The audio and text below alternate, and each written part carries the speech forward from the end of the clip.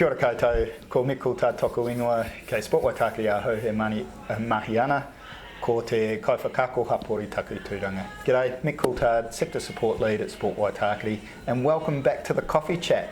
And today we have the lovely Lynette Adams, who used to be our CE, is no longer there, and we get to have a little bit of a yarn about your time at Sport Waitākere, Lynette. Welcome. Thank you, Matt.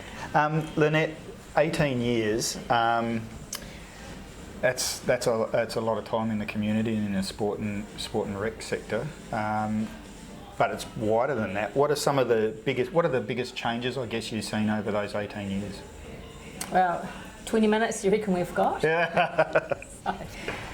Jump straight into it. Let's go. Let's just the big question. Hi everybody, Lynette here. I've had 1 week at a new job, so it's all been a bit surreal, kind of changing jobs after all this time. You know, getting all the new technology sorted and everything going. But anyway, we're away.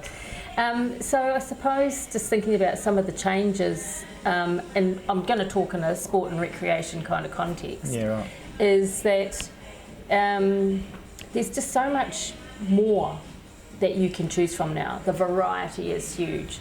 You ask college sport who run the competitions for secondary school, and there's, I don't know, they've probably got about 50 different sanctioned sports on their menu. So there's a huge amount of variety, and there's a lot more recreation type activities coming on board. So you know, skateboarding, who would have thought, you know, from 18 years that it's actually now an Olympic sport, right? So there's a lot more things that people want to try that are a bit different. You know, lots of options, but I think what's important is that for me, and this is a really good change, is that sports and organisations are being a little bit more participant-led. So instead of, you know, people thinking, well, we know what's best for, they're actually going out to the participants, the young people, whoever it might be that are engaging, the club members, and saying, well, what is it that you want? So sports are absolutely changing the way that they deliver their services and their offerings as well. Mm-hmm. And I think, you know, if you want to think of the obvious, you think of cricket, you know, that 5-day game, which people go, oh, yeah, that's boring, to 1 day, yeah, that's exciting, and now it's down to T20, right? Mm-hmm. So it's kind of, everything's changing and quite quickly. And I think that is a really key thing for sports to do, is to keep kind of evolving and changing and listening to the participants and saying, oh, okay, you don't want it structured then, or you don't want it at that time, or even now you want it 24/7. So badminton, how do we open up our badminton hall so that it's 24/7? How do we have gyms? It's a really good example how gyms have really got on board with that, where you can actually have your swipe card and you can go in and do your gym workout whatever time of the night or day that you think you might want to.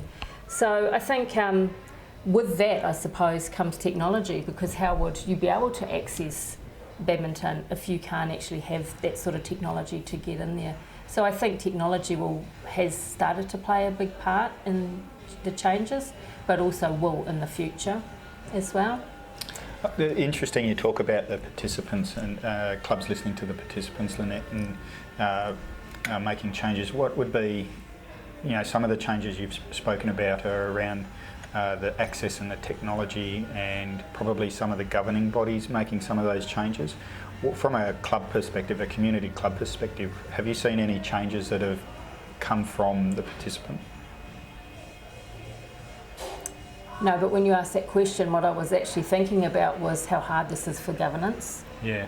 You know, and I'm not sure we should be calling committees at clubs governance, because I think that kind of puts a distinction between actually getting in and doing. And I think it's really hard for clubs, and the changes for clubs and for the people that are leading and running these clubs. And that's probably a change that I've seen, is that are there less volunteers? I suspect that there are. Well, there's definitely a lot more pressure on the volunteers, and you find that clubs are run by a couple of really, really good people, and then they're kind of scrambling around trying to get more people to help. And I think compliance has been a big change, you know, particularly with health and safety and child protection and integrity and all that sort of stuff. So there's a lot more on the volunteer having to do stuff. And I just see a lot more pressure, And I think not just clubs, I'm thinking in schools as well, because I think that education system is absolutely key for sport and recreation, physical activity and play, all those sorts of cool stuff to happen at their schools. But again, you know, we hear of schools no longer doing away days or camp days or going, you know, because of all that compliance issue. And I think schools are, you know, really, teachers are under pressure, quite a complicated system that they're working under. So I think all of that stuff is compounded to putting a lot of pressure on the volunteers. And so what happens, that the answer is get a paid person in. And so if you get a paid person in, what does that mean? Somebody has to pay for it. Yeah, so, you know, who pays for that? Is it more on your fees? Which comes out to another change, isn't it, about the costs of sport. Interesting you mentioned that, because I was going to, when you were talking about the volunteer and the lead, and I was going to say, has that been a change that you've seen as well within the club space? Is especially the better, well, I say the better resourced, I guess it's probably the bigger clubs that can put that in place. Have you seen, has that been a change over the 18s you've seen, where clubs have now started to pay who may have used to have been a volunteer, now put them into a paid position, and now that one person, everyone goes, well, you're paid. That's right. You know, has that sort of had an impact? Yeah, it's a kind of a double-edged sword, isn't it? Oh, yay, we've got a paid person. And everyone goes, oh, we don't need to do anything now because it's your job. I laugh, but it's not that funny. It's not funny. No, it isn't funny. Yeah. So I have seen that, and I know that is an issue. So, yeah, it's just another complication in trying to manage a club, isn't it? Yeah, well, the pressures in that governance space, and then a volunteer governance space, and then there's a staff member. Where's the, you know, there's so many, even HR comes into it then, doesn't it? That's right, yeah. You know, and you become a PCBU because you're employing somebody around health and safety. And you've got a good relationship between the paid person and whoever's supposed to be looking after them, who's got a full-time job doing something else, and all that kind of stuff. Yeah. So massive changes. What would be, gazing into your crystal ball, moving into the future, what would be, you talked a little bit about technology there at one stage. What would be a change that you foresee happening in the future for community clubs? Well, what I'd like to see is, I'm not sure what might happen, is that I think this is a change that I have noticed, and I'm not sure it's a good thing, is that there's real high expectations on clubs to deliver stuff at a really, really high level. So, for example, you know, people, parents and players, they want the best facilities, right? They want these really amazing facilities, and they want to wear the best uniforms, and they want to have the best equipment, and which is great to have those expectations, but who pays for it, right? So, is there something about having things a little bit more relaxed, a little bit more casual, less competition focused? I mean, there's so much research out there that shows that kids want to play, and they want to play for fun, and they want to play with their friends. And so are we offering that service, or are we saying you need to have a second strip for your training, and you need to pay extra money to come into this academy, you know? And so there's kind of, and kids actually, we just want to play with our friends. Actually, we want to learn new stuff too, so we want to be quite well coached, but we want to just have fun. So I think that, you know, I think that's what I'd like to see in the future, that things kind of just loosen up a bit, and there's a lot more freedom, and there's a lot more, you know, social aspects to the clubs. Do you think there's, I love that point. I think that you're correct. I think back to when I started, and Jesus, if I wasn't at the club doing a train, we'd have more fun. Like even at school lunchtimes, we'd be playing, you know, obviously I was back over in Oz and I was playing AFL, so we'd play kick to kick, and we'd be in packs and belting each other up at the same time, but it was just having fun with the mates at lunchtime and things like that. So how do we, is it because expectations to provide numbers around participation and things like that we make things a little bit more formal, or is it the expectation, hey, here's a pathway, we got to be on that pathway, versus just, hey, let's grab a ball, let's go out, and there's a paddock out the back, let's have a kick, or let's throw the ball around, let's kick the ball around, let's hit the ball around, you know? Yeah, I think there's probably lots and lots of reasons, and I think that even going back further than is, you know, we talk about it all the time, is, you know, kids disappeared from their house and went playing and they came in, you know, when it was dark, right? So there's a lot of that free range stuff that's stopped. And why? It's because parents are really busy, sometimes they have to have 2 jobs, they don't have space in their houses anymore. You know, look at all the high-rise up and just around us now. So where do the kids actually go and play? Which means that they have to go off-site and parents can't actually see them, so then they start getting worried about it. You know, so there's all those sorts of things. So I think, so maybe that's why we've become more structured, because then parents go, okay, on Monday you do football, on Tuesday you do basketball, Wednesday we'll take you to swimming, and Thursday you can go to dance, you know, whatever. So it becomes a lot more structured so that the parents can fit it in with their schedule. I mean, I don't know, I'm making this up probably, but it's probably what I'm thinking about, you know, some of the restraints on why. And then when they come to the club, they'd rather just, look, let's just pay and we'll have an instructor. You know, we go to swimming, we pay and there's an instructor. We go to dance, we pay, there's an instructor. And so there's kind of some of that as well coming into how we manage. So crystal ball gazing, I think the great opportunity is for clubs and schools to become a little bit more, and a lot do this, I'm not saying you don't do this, but you know, that community hub where kids have got this access point, they can actually walk there, probably, because it's local, and then they can do stuff after school or whatever it might be, and then there's an opportunity for the school or the club to open up and potentially have, you know, different sorts of groups there to use their facilities.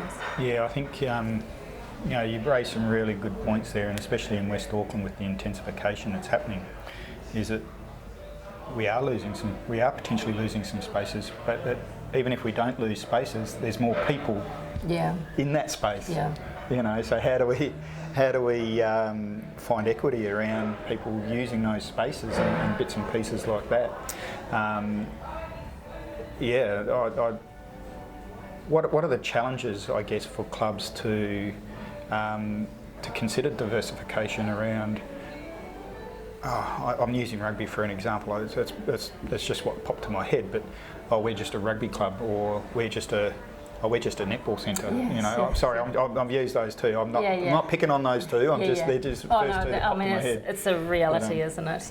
Yeah, and I think that's the first thing. You've got to have this mindset change. Well, what else can we be? What are the people around us, our locals? What do they actually want? And how can we actually change our thinking in our club or our facility to be more open and friendly to that? There's a lot of people around that are not engaging, you know. So if you just look in, you know, your local facility, how many people are living there that actually don't engage with you? So how do you actually get them engaged? And I think that there's a huge opportunity there. We've got such a diverse population, and I don't think sports clubs in particular are not tapping into that and understanding how they can be more, you know, maybe culturally welcoming or appropriate for some of those groups. I think there's a shift in the awareness around that. Yeah. There is definitely a shift. You know, we heard last night around female-friendly environments, and especially at the moment, leveraging off some of the major events that are happening this year and next year as well. Is some amazing things happening. But the awareness of what it actually means to be female-friendly is, women and girls can come and play at our club, but as a club, is it actually a female-friendly environment for those women and girls to come and play there? And I think clubs are now have a better understanding of that. And it's not just that, there's the cultural aspect as well around prayer and food is a big one, and uniforms or dress code. You know, moving away from the term uniform, even here's our colours, what suits you and fits you, and all of those types of things. So I think there's a massive change there, and I really. Any answers, Lynette? No answers, but I think that there is an awareness, and I just think we just people in the space just keep plugging on and looking at some really, really good examples of this, so that we can say, hey, this, Netball Waitākere changed the netball, the uniform code. great example. Yeah. Now let's tell everybody about that it actually can be done. And let's break a few rules, or actually probably I shouldn't say that, but working with the national bodies and the regional bodies to make sure that, that we can actually change it and change the systems throughout New Zealand and not just in amazing West Auckland. I guess that's the key, isn't it? Yeah. Collaboration and just keeping those open-mindedness about, hey, well, this is an opportunity and how do we work together to make this happen? Yeah. Yeah, nice. Lynette, there's lots and lots we could talk about all day long, and we're not going to solve the sport and rec environment today. But look, if you had your time again as CE of Sport Waitākere, is there anything that you would change, or would you put more time into anything? You can choose which one. It's a big question. Yeah, that's a big question. It's loaded a little bit too. Yeah. Well, I am just thinking about, to preface this is a sport and rec conversation. Really. Yeah, okay. And I think that we have responded to the way our funding comes too, and that's just a reality. And in the early days, we had a tool or tools like Clubmark or ODT tool or organisation development tool, where we would go in and work with the clubs, which is the right thing to do. It's very labour intensive, one-on-one, kind of almost like business coaching. But I think that we've shifted away from that and we've become a lot more participant-led, locally led, listening to the community, what do the clubs need, and instead of having to have that one-on-one relationship, is that we've got, here's a whole lot of resources, the resources are up, clubs can help themselves, and then we can kind of support and mentor. And I think that's a better model. And I think it's, more attention on who's missing out and why can't people access, And we do we do a lot of that, at Sport Waitākere now. In the community, we're looking at people that are missing and why they're missing out. And that's where great opportunities around Te Manua funding, and that is really targeted in that area. We have Sport Waitākere has different sorts of funding that can actually target people that are missing out, and just trying to look at those inequities in our West Auckland community, because I think that's a real huge barrier of any participation is the cost to play, the travel barriers. So that's why I go back to that. Let's keep it simple. Let's keep it local. That we don't need the flash uniforms. We don't need to play on a $2 million turf. We can actually just play on the the sand turf at school or even grass, So I think more of that really. I think the model that we've got now, where we do listen to the voice of the participant, we are looking at and testing some innovative kind of solutions. Yep. I think that's really important, and if something works, then we can kind of, hey, this is working, and share it across Auckland and share it across New Zealand. So. Yeah, nice. So your new role, Lynette, is General Manager Community Engagement at the Trust. That's right, yes. A new role. Yeah. How does that sit with Lynette, and what are you looking forward to in that role? Yes, it's a brand new role, and it really is around getting the community to understand the trust more, but also how do we add value? How does the trust add value to the community? So at the moment, the trust give away funding, which is great. There's $1 million coming up next year, just quietly. So watch out for that in February. We'll be opening that up. Just working through that process now.